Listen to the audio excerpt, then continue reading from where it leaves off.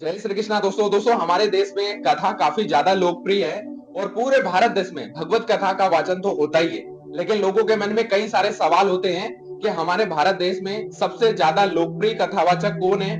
आखिर जया किशोरी जी से लेकर देवकीनंदन ठाकुर जी महाराज तक और जगत गुरु राम भद्राचार्य जी महाराज से लेकर अनिरुद्ध आचार्य जी महाराज तक कौन अपनी कथा का कितना चार्ज लेते हैं। कई सारे सवाल लोगों के मन में होते हैं, लेकिन आज के इस वीडियो में आपके सारे सवालों का जवाब आपको मिलने वाला है। क्योंकि आज के इस वीडियो में हम आपको भारत के 7 सबसे लोकप्रिय कथावाचकों के बारे में विस्तार से बताने वाले हैं कि आखिर वो अपनी कथा का कितना फीस चार्ज करते हैं, आखिर वो कितनी इनकम करते हैं, आखिर वो कहाँ के रहने वाले हैं और उनके YouTube चैनल से उनकी कितनी कमाई होती है और उनके YouTube चैनल का नाम क्या है और उनके चैनल पर कितने सब्सक्राइबर्स हैं। सारी चीजें आज के इस वीडियो में हम आपको विस्तार से बताने वाले हैं, इसलिए वीडियो को लाइक करके चैनल को सब्सक्राइब करिएगा, क्योंकि सनातन धर्म से जुड़े हुए रोचक वीडियो हम आपके लिए लेकर आते रहते हैं। तो चलिए शुरू करते हैं। सबसे पहले बात कर लेते हैं जगत गुरु राम भद्राचार्य जी महाराज के बारे में, क्योंकि वो सबके गुरु हैं। और राम भद्राचार्य जी का जन्म उत्तर प्रदेश के जौनपुर में एक ब्राह्मण परिवार में मकर संक्रांति के दिन 1950 में हुआ था। जगत गुरु राम भद्राचार्य जी जब 2 महीने के थे तभी उनकी आंखों की रोशनी चली जाती है और 4 साल की उम्र से ही कविताएं करने लग जाते हैं और 8 वर्ष की छोटी सी उम्र में उन्होंने भगवत कथा और राम कथा करना शुरू कर दी थी। जगत गुरु राम भद्राचार्य जी को भारत सरकार ने उनकी रचनाओं के लिए पद्म विभूषण से भी सम्मानित किया है। राम भद्राचार्य जी अपनी एक कथा का 10 लाख रुपए से भी ऊपर चार्ज करते हैं। अगर इनके YouTube चैनल की बात करें तो इनके YouTube चैनल पर 1.56 मिलियन सब्सक्राइबर हैं।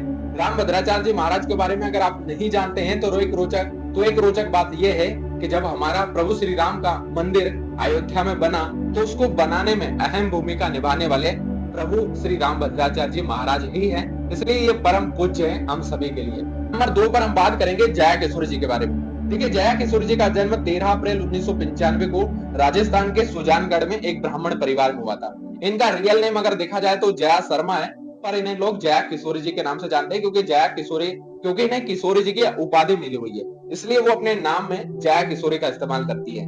जया किशोरी जी ओपन स्कूल से बीकॉम की पढ़ाई करी और कई बार अपने इंटरव्यू में वो इस बात का जिक्र कर चुकी है कि उनको पढ़ना लिखना बहुत ही ज्यादा पसंद है।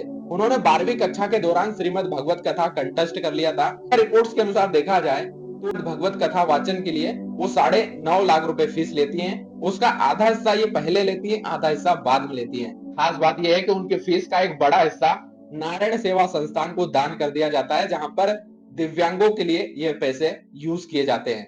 दोस्तों, अब नंबर 3 पर हम बात करेंगे पंडित प्रदीप मिश्रा जी के बारे में। पंडित प्रदीप मिश्रा जी का जन्म 1980 में मध्य प्रदेश के सीहोर जिले में हुआ था। इनका जन्म सीहोर जिले में हुआ था, इसलिए इनको सीहोर वाले बाबा के नाम से भी जानते हैं। प्रदीप मिश्रा जी के करियर की अगर आप बात करो तो उन्होंने अपनी शुरुआती एक कथावाचक के तौर पर ही किया था, जिसके बाद उनकी प्रसिद्धि इतनी हो गई कि आज की तारीख में लोग उनके नाम को सुनकर उनकी कथा सुनने आते हैं, भगवान की भक्ति में रम जाते हैं। पंडित प्रदीप मिश्रा जी की फीस की अगर आप बात करो तो तकरीबन 17 से 18 लाख रुपए चार्ज करते हैं।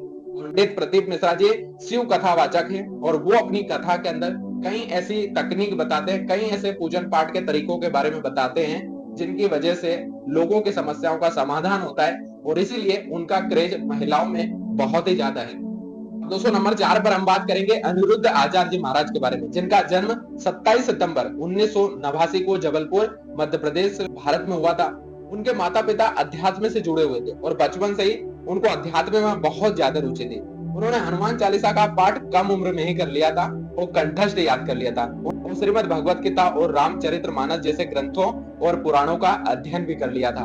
अपने स्कूल की शिक्षा प्राप्त करने के पश्चात वे वृंदावन चले आए और बाद में उन्होंने संत गिरजा शास्त्री जी महाराज से दीक्षा प्राप्त करी। आज भगवत कथा वाचन का 1 लाख प्रतिदिन से भी ज्यादा लेते हैं और कथा 7 दिन चलती है। महाराज जी के द्वारा कथा करवाने का पूरा खर्चा अगर देखा जाए तो 12 से 15 लाख रुपए अनुमानित आता है। देखें तो अनिरुद्ध आचार्य जी महाराज एक ऐसे कथावाचक हैं जिन्होंने गौ सेवा और मातृ सेवा के लिए कई सारे आश्रम खोले हैं, गौशालाएं खोली हैं, जो बहुत ही ज्यादा प्रसिद्ध है, क्योंकि इनकी कथा का अधिकतर पैसा जो है माताओं की और गौ सेवा में चला जाता है, दान कर दिया जाता है। इनके YouTube चैनल की अगर आप बात करो तो इनके YouTube चैनल पर 15.7 मिलियन सब्सक्राइबर हैं। नंबर 5 पर हम बात करेंगे कथावाचक देवकीनंदन ठाकुर जी के बारे में। देवकीनंदन ठाकुर जी की अगर आप बात करें तो ये एक पुराण कथावाचक, गायक और आध्यात्मिक गुरु भी हैं। 1997 से ये श्रीमद् भगवत कथा और राम कथा देवी भागवत कथा और देवी भागवत कथा आदि का प्रवचन दे रहे हैं। 2015 में इन्हें यूपी रत्न से भी सम्मानित किया जा चुका है। इंटरनेट पर मिली जानकारी के अनुसार देवकीनंदन ठाकुर जी का जन्म 12 सितंबर 1978 को उत्तर प्रदेश के मथुरा के ओहा गांव में हुआ था। कहा जाता है कि मात्र 6 साल की उम्र में वो अपने घर छोड़कर वृंदावन चले गए और ब्रज के रामलीला संस्था में इन्होंने हिस्सा ले लिया था। 13 साल की उम्र में उन्होंने श्रीमद भागवत पुराण कंठस्थ कर लिया था। देवकीनंदन ठाकुर जी विश्व शांति सेवा चैरिटी टेबल ट्रस्ट के संस्थापक भी हैं। इंटरनेट पर प्राप्त जानकारी के अनुसार ये अपनी एक कथा के लिए जो फीस लेते हैं वो 10 से 12 लाख रुपए लेते हैं। देवकीनंदन ठाकुर जी के यूट्यूब चैनल की अगर बात करें तो वहां पर 5.46 मिलियन सब्सक्राइबर हैं। नंबर 6 पर बात करेंगे पंडित धीरेन्द्र कृष्ण शास्त्री जी के बारे में, बागेश्वर धाम के नाम से भी प्रसिद्ध हैं। इनका जन्म 4 जुलाई 1996 में बुंदेलखंड के अंचल के छतरपुर जिले के गढ़ा गांव में हुआ था और यहीं से उन्होंने अपने जीवन की शुरुआत भी की थी। धीरेन्द्र शास्त्री जी एक कथा करने का कितना पैसा लेते हैं इसकी कोई सटीक जानकारी नहीं है, लेकिन कुछ वेबसाइट अलग अलग दावा करती हैं और उसके अनुसार ये अपनी एक कथा का एक दिन का 10 लाख रुपए चार्ज लेते हैं और अपने कई बयानों में ये कह भी चुके हैं कि कोई भी व्यक्ति अपने पत्नी और परिवार को छोड़कर हमें कुछ भी दान कर सकता है। बात करें बागेश्वर धाम सरकार के बारे में तो ये 4 से 5 साल में सबसे ज्यादा फेमस हुए हैं पूरे भारत देश के अंदर, और न सिर्फ भारत देश बल्कि विदेशों में भी इनकी कथाएं होती हैं और भारत के इस समय सबसे ज्यादा पॉपुलर कथावाचक में नंबर 1 पर अगर देखा जाए तो बागेश्वर धाम सरकार ही आते हैं। नंबर 7 पर आते हैं राजन जी महाराज। राजन जी महाराज का जन्म पश्चिम बंगाल के कोलकाता में एक ब्राह्मण परिवार में हुआ था। उन्हें बचपन से अध्यात्म में बहुत ज्यादा रुचि थी। इनका असल नाम राजन तिवारी है। उनकी प्रारंभिक शिक्षा कोलकाता के एक सरकारी स्कूल में हुई और उन्होंने केमिस्ट्री से बीएससी किया। उसके बाद एक कंपनी में नौकरी करने लग जाते हैं, लेकिन 2001 में प्रेम मूर्ति पूज्य संत श्री प्रेम भूषण जी महाराज के संपर्क में आते हैं। उसके बाद वे कथावाचक बन जाते हैं। 2011 में कोलकाता से ही वाचन शुरू किया था। उनके सीताराम जी का भजन बहुत ही ज्यादा चर्चित है पूरे भारत देश के अंदर।